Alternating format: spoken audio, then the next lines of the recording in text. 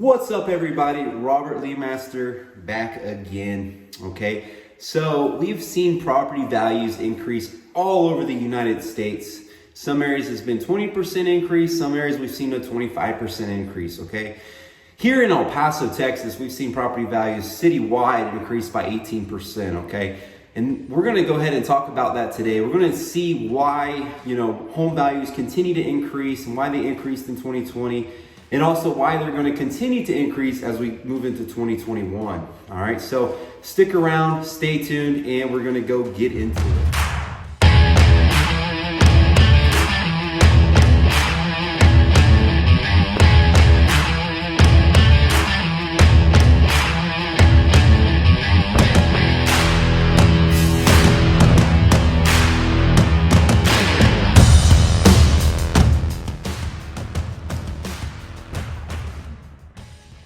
All right, guys, over the past year of 2020, I have worked with a ton of buyers, and everybody always asks me the same question. All right, why is property prices so stinking expensive, and why do they keep going up in price? All right, so I'm here to answer that question for you, okay? But before I answer that question for you, please subscribe to my channel, hit that bell notification so you guys are notified every single time that I post a video. Also, do not forget to smash that like button for the YouTube algorithm. Let's get into it. All right, guys, so like I said before, property values continue to go up, all right? And there is a reason for that, okay? I have people always ask me, why are you guys listing that property so high, so expensive? It's incredibly, why is it so expensive? That should be a $70,000 house. Why are you guys listing it for $100,000? Okay, there are reasons why property values are the way they are now, okay? All right, and it simply comes back to supply and demand. In the past, we have seen prices go up, normally with real estate. Real estate always increases in value every single year, all right? And there's reasons why that is, okay? Inflation, for one, if you have $1 now, all right, next year that dollar is not going to be worth $1 anymore. It's going to be worth 98 cents, 97 cents, depending on inflation, okay? So your money now is not worth as much as it would be next year, okay? All right, another reason why we have that is because we have population growth here in El Paso, and we have population growth in all major cities all over the world, okay? And this isn't just the United States, this is everywhere, okay? Another reason why is homes being built. As population increases, the number of homes that are in that market, they're just not enough being built to keep up with the population demand and the amount of people that are moving into that city. So those are natural ways how property prices increase year over year, all right? And that's with real estate, period. So if you were to buy a home for $50,000, 30 or 40 years ago, that property is now probably worth 150 to maybe 200, depending on what location you're in, okay? So even though you buy a home for $50,000 30 years ago, even 10 years ago, that property is not the same price as it was when you bought it. It increases over time, okay? Sometimes we may see a decrease for a year, but it always continues to go up, all right? But there are reasons for this. And even in 2020, we have seen crazy climbs. I mean, property values increasing by 18%, 20%, 25% in some areas. All right, and like I said before, it all comes back to supply and demand. So here we are looking at supply and demand here. All right, it's this balancing act that the market does at all times, okay? So here in this infographic, we can see that if the demand is low and the supply is absolutely high, then the prices will decrease. But then again, if we look here, if we see that the demand is extremely high and the supply is extremely low, we have a major increase in prices. So this year in 2020, we have seen this supply and demand really come into effect, okay? We just do not have the inventory on the market to actually sell to buyers, all right? And this means, we're coming into multiple offer situations because that one property that you listed, you now have everybody and their mother looking at that same property. And so those people show up wanting that exact same property because that's the only house in that area right now, all right? So we're gonna run into that. And then people obviously wanna be competitive with their offers.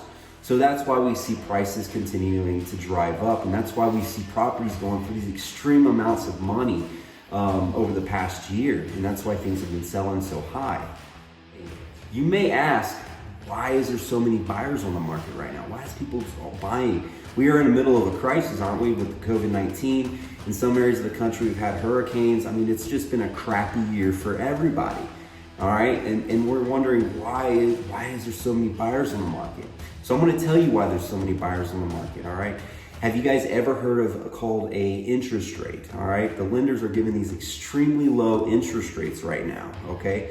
I mean, last year we were at like 3%, 3.5%. Right now, this year in 2020, we're seeing rates as low as 2.5%, 2.6, 2.7%. All right, you guys may not think that interest rates matter, but they are a huge deal, okay? And the reason they're a huge deal, because this affects everything about your mortgage and how much money you're gonna pay in the end, okay? If you think about a lower interest rate, all right, anybody that's ever bought anything or financed anything, the lower your interest rate, obviously over time, the less money that you're gonna pay, all right? So in 30 years, you're gonna pay a lot less money with a 2.6% interest rate than you would at a 3.5%. This could be $20,000, $30,000 less, all right? And then also with the interest rates, the lower the interest rate, it does affect your payment. Your payments, your home payments are not as high, right? So your payments aren't as high. You're not going to be paying as much money in 30 years as you would with a higher interest rate. So that's the reason why we have so many buyers in the market ready to lock in those interest rates and get a good deal on a property. All right, guys, so with a lot of buyers in the market right now trying to lock in them interest rates, and then the inventory being so low, all right, we see that supply and demand come in, all right? The supply is low, but that demand is high. There's so many buyers that are wanting properties and there's no properties to sell them, all right? So then we see an increase in price, all right? So that's the reason why we have so many homes going for so much right now, okay? And that's why the home values are continuing to go up, all right? And we haven't seen anything, I mean, the winter months, we always see, you know, a downturn because of, you know, the holiday season, you know, things starts at Thanksgiving and all the way through Christmas and New Year's. But next year, I really don't see a change. I think that it's going to continue to go up. And I think 2021 is going to be another year of 18%, 20% home price increase. So just keep that in mind, okay? All right, so what does this mean for buyers and sellers? All right, so let's just go ahead and look at the buyer side. If you are a buyer in the market right now, what does that mean for you? All right, guys, if you are a buyer in this market, all right, what you can expect to see is, you know, low inventory, obviously, right? Because we don't have anything to sell you. Okay, so you're gonna be looking at properties, you're gonna have to nitpick. You're probably not gonna get in the area that you wanna get into, or you're gonna have to wait a few months before something even comes on the market, or a seller wants to sell their house in that area. And then when you get to that home, you're gonna have multiple people in that home looking at the same exact home that you are, okay? And if it's priced right, you guys are gonna have a multiple offer situation.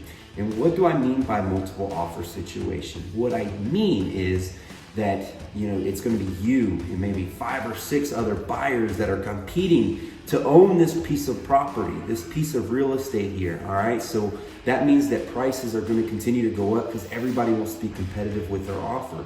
So let's say a house is being offered for 120, right? If they're asking 120 for the property, I mean, by the time it's all said and done with, the time that property sells, you could be looking at that property going for 130, 135,000, okay? So that's what it means to you as a buyer, those multiple offer situations. It's very important that you guys come in with that mindset that, hey, I really can't offer less than what they're asking for anymore. You always have to go up in price, okay? You know, when we're looking at things and we're offering a little bit more, you can expect every $1,000 that you offer over asking price it averages out to about $4 more per month, okay? If you offer $10,000, you're looking at maybe a $20, $30 increase on your monthly payment, okay? So that's the kind of you know, payments that we're looking at, or how much we're gonna be spending over time, okay? But you still have that low interest rate, all right? Everybody, that's available to everybody, no matter what kind of loan that you're getting, conventional, FHA, VA, it's all gonna be low interest rate, all right? So, I mean, you don't really have much to worry about there, but, you know, it's important to come into with that mindset, you know, this is what I can expect, and this is what's gonna happen. All right, guys, so another expectation that you can have coming into it as a buyer is that when it comes down to negotiations, buyers really don't have that much power anymore. Before we had a lot of inventory on the market, you know, it might take a month before we actually get a solid offer on a home. Now buyers are coming in and they have so many offers to choose from. So if you come in at 145 and say another person comes in at 143, so let's say your offer is 145. You guys get into the contract. You know, you're in escrow, and you want to negotiate, say, repairs, or you want to come down in value. You know, there's really not anything that you can do as far as, you know, getting major things repaired anymore. You just gotta keep that in mind. You might be able to get away with asking them for a couple $1,000s off to kind of compensate for repairs, but the negotiations, it's very hard to negotiate in this market for a buyer. Another thing that you can get into, or you have to keep in mind, is buyers' closing costs, okay? We're starting to see more of a shift now to where sellers will pay for buyers' closing costs, but it's still not to that point where it was before, where you could get away with, you know, as a buyer saying, hey, could I get $3,500 back for my closing cost, or $2,500 back for my closing cost. It really doesn't happen anymore because there's so many offers that are on the table that are saying, hey, seller, Mr. Seller, all right, you give me this property for 143. All right, I know that other guy over there is asking for 145, but he's wanting his closing costs paid for. Go with my offer. I'm not asking you for a dime back for my closing cost, okay? So keep that in mind. You know, you're gonna run into situations like that, all right? So that's some things that you can look out for as a buyer. So what about sellers, okay? Is it a good time for a seller to be selling their home? Obviously it is, right? I mean, I just told you guys that prices are increasing a crazy amount of money. We've seen 18%, 20%, 25% in some areas. It's just a great time to sell your home, okay? So if you're a seller and you're coming into it and you want to sell your property, what are some things that you can expect? All right, guys, so things to expect as a seller in this market today is going to be more or less, you know, you're going to see, you know, you're thinking that, you know, you're going to get a certain amount, and yeah, it may go way over the amount that you think, okay? Just for example, I had a lady come and see me a few weeks ago, and she told me, Robert, you know, I bought my property 50 years ago, and she was an older lady, and she said, I bought it 50 years ago, and I paid, you know, $40,000 for my house, all right? She says, I'm older now, and I want to downgrade and get something smaller. This home is way too big for me. I think it's worth around 90 right now. What do you think? All right. So we looked at it, and she owned a huge home. Like, the house was gigantic. All right. It had like 4 bedrooms. It had a smaller bedroom that could be converted into an actual bedroom. You know, she had 3 bathrooms, a gigantic kitchen. She had just painted the place, and she had added on a carport.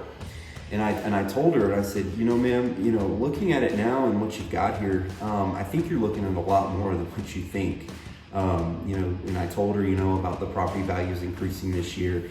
And I said, ma'am, you're probably looking at your property going for about 160, to be honest with you. And she looked at me like I was stupid, like I was crazy.